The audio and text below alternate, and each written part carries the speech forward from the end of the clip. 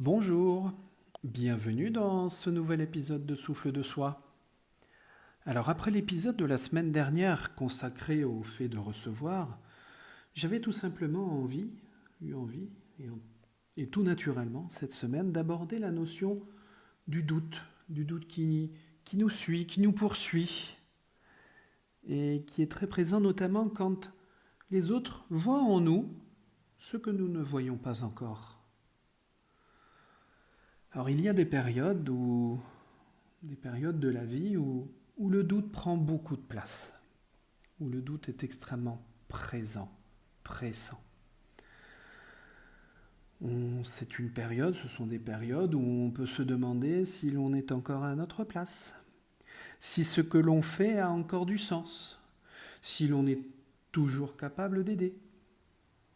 Pour ceux qui ont écouté l'épisode de la semaine dernière, vous savez que depuis plusieurs mois, je traverse une période comme celle-là. Je m'interroge sur mon métier, sur mes compétences, sur ce que j'arrive à apporter aux autres, à mes patients notamment. Il m'arrive même de me demander si je ne devrais pas, sur le plan professionnel, carrément tourner la page, changer de voie, faire autrement, autre chose. Et puis, un matin, il y a quelques jours, quelque chose de très simple s'est passé.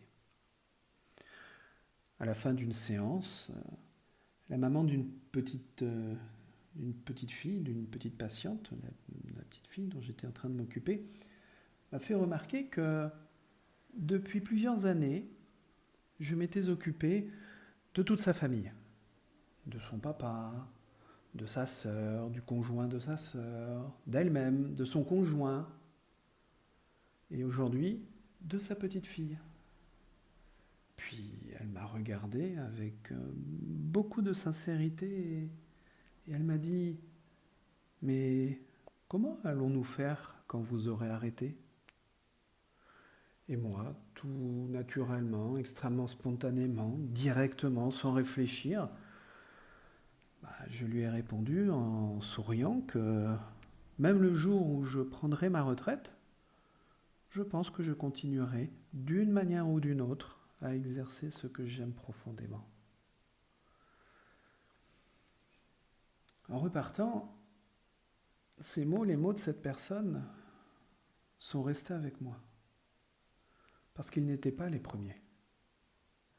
Ces derniers mois, ces derniers temps, plusieurs personnes ont eu ce genre de réaction, m'ont dit des choses qui m'ont profondément touché.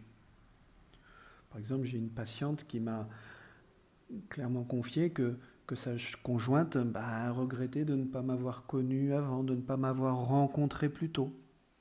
Une autre m'a demandé: Mais vous ne comptez pas vous arrêter tout de suite, surtout, j'espère. Et récemment, mon fils cadet, avec qui j'étais en train de discuter de la vie et notamment de tous mes doutes par rapport à mon métier particulièrement, m'a dit: Mais papa, tu es très bon dans ce que tu fais, tu es excellent, pourquoi tu penses à changer, à faire autre chose? Mais c'est complètement idiot, tu es très bon, arrête de penser, d'avoir ce genre de pensée en tête. Et à chaque fois que j'entends tout ça, je ressens exactement la même chose. Je suis, certes, profondément touché. Ce sont des mots qui m'encouragent, bien sûr, qui me regonflent, qui, qui, qui me redonnent de l'envie. Mais ce sont aussi des réactions, des mots qui me surprennent. Qui me surprennent parce que c'est comme s'il y avait une partie de moi qui avait encore du mal à croire ce que les autres semblent voir si naturellement en moi. Et c'est vrai que j'ai toujours une petite voix qui va se manifester presque immédiatement et puis qui va me souffler: Oh, ils exagèrent, hein, sûrement, peut-être, sûrement, ils exagèrent. Ils sont gentils, trop gentils. Oh là, ils en font trop, Ouais, écoute pas trop, c'est pas pour toi tout ça. Et pendant longtemps, je dois dire que j'ai accordé plus de crédit à cette petite voix qu'aux paroles de ceux qui me faisaient confiance. comme si mes doutes étaient forcément plus justes que leurs regards. Aujourd'hui, je commence à me demander si ce n'est pas cette petite voix qui se trompe plutôt. Parce que toutes ces personnes ne se connaissent pas. Elles n'ont rien à gagner en me disant ces mots.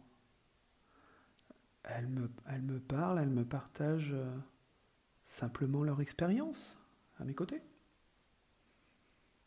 Mais cela m'interroge malgré tout. Je crois qu'il y a aussi une autre raison à mon étonnement. Lorsque je travaille, lorsque je suis dans mon travail, je suis tellement concentré sur la personne qui est en face de moi que je ne pense jamais à ce que je représente pour elle. Je ne cherche pas à laisser une empreinte, je ne cherche pas à laisser une trace, quelle qu'elle soit, je ne cherche pas à être plus important que ça, à être indispensable, que ce soit pour cette personne, mais pour la vie en général d'ailleurs. J'essaie tout simplement d'être présent, d'être à l'écoute. J'essaie tout simplement d'être dans l'écoute pour être justement avec la meilleure compréhension qui soit et de pouvoir ainsi accompagner du mieux que je peux. Tout simplement, j'essaie simplement de faire ça. Alors lorsque des années plus tard, des personnes me parlent avec autant de générosité, de gratitude ou d'attachement, je découvre quelque chose que je n'avais jamais vraiment vu. Peut-être que nous sommes souvent les derniers à prendre conscience de l'empreinte, de la trace que nous laissons dans la vie des autres et dans la vie en général. Je ne dis pas que mes doutes ont disparu. Oh non, ils sont encore et bel et bien là. Mais aujourd'hui, je fais tout pour leur donner moins de place. Et d'être plus à l'écoute et surtout d'entendre toutes ces voix bienveillantes qui me rappellent que ce que je fais a du sens. Peut-être que vous aussi, vous traversez une période où vous doutez. Peut-être que vous aussi, certaines personnes vous ont déjà dit des choses que vous n'avez jamais vraiment osé croire. Et si, pour une fois, vous acceptiez de leur faire un peu plus confiance qu'à cette petite voix qui vous critique sans relâche. Peut-être que toutes ces personnes qui vous témoignent tant de gratitude voient déjà en vous ce que vous n'apercevez pas encore. Merci d'avoir partagé ce souffle avec moi. À très bientôt.